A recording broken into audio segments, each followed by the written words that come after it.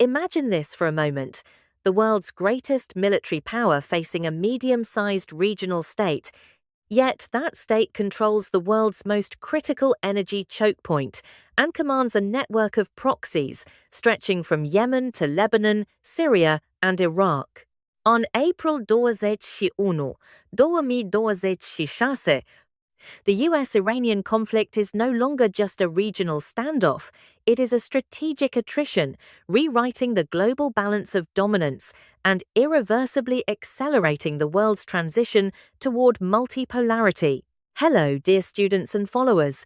I am Professor Nadia, and I welcome you to this in-depth strategic lecture. Today, we will dissect the current US-Iranian conflict in April 2026 and its implications for the entire international system. Why must you watch this video until the end? Because what is happening behind the scenes in Tehran and Washington today is not just an exchange of missiles or sanctions, it is a geopolitical shift rewriting global supply chains. We will unveil how this conflict is testing the concept of deterrence and exposing the fragility of American hegemony before new actors. We will go beyond the headlines to precise numbers, historical roots, shadow players, and 3 future scenarios based on strategic balance. If you want to understand how a single conflict can change the world map in the coming decade, stay with me. Let us begin. Let us start by dissecting the current reality with scientific precision. On the 21st of April 2026, the US-Iranian conflict enters a new phase of intense tension following Operation Epic Fury, launched by the US and Israel at the end of last February. The operation resulted in a temporary 35% closure of the Strait of Hormuz for 11 days. Brent crude skyrocketed from $72 to $119 in less than 3 weeks, then stabilized around $98 to $102 currently. Iran retaliated with 3 waves of proxy attacks. The Houthis fired 47 ballistic missiles at US bases in Bahrain, the UAE, and Saudi Arabia. Hezbollah fired 126 missiles into northern Israel, and militias in Iraq and Syria carried out 19 attacks on US bases. Announced US casualties are 14 killed and 37 wounded, while Iran announced economic losses amounting to $18 billion from decreased oil exports. The actors are clear. The United States possesses 5 aircraft carrier strike groups in the region, including USS Gerald Ford and USS Abraham Lincoln. U.S. Central Command, CENTCOM, deployed 42,000 additional troops with a focus on air defense using THAAD and Patriot systems.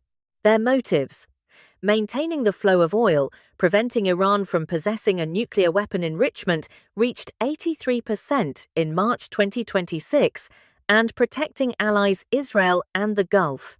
Iran's economy suffers from 42% inflation and a high budget deficit.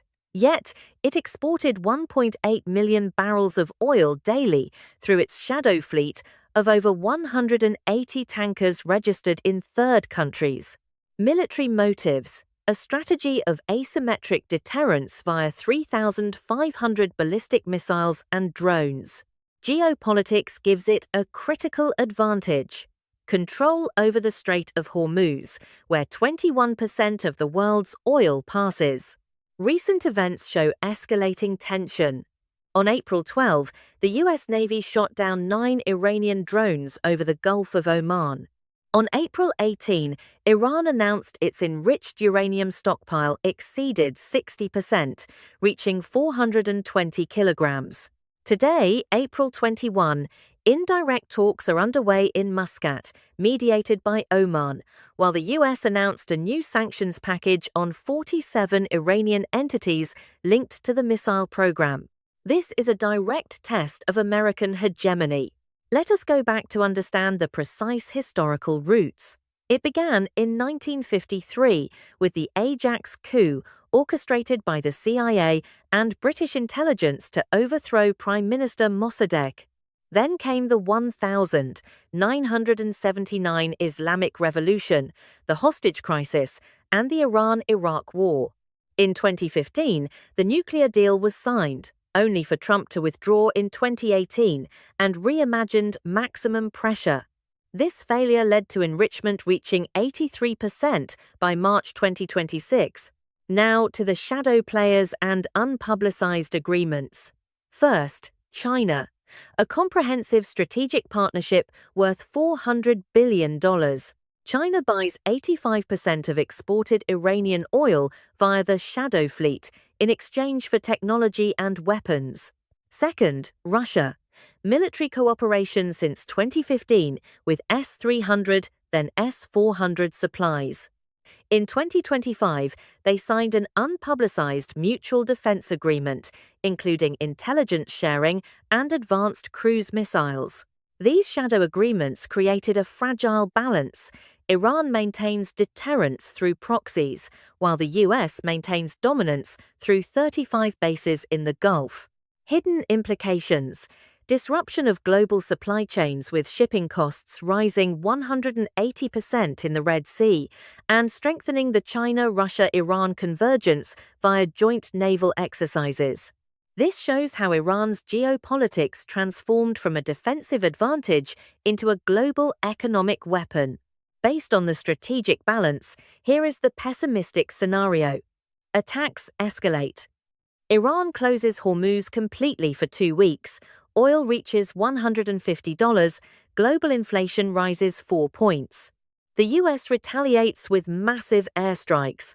The attrition pushes China and Russia to openly support Iran, accelerating the formation of an anti-hegemonic alliance and economically weakening NATO. Alternatively, the realistic scenario: continued crisis management, low-intensity proxy war with limited strikes.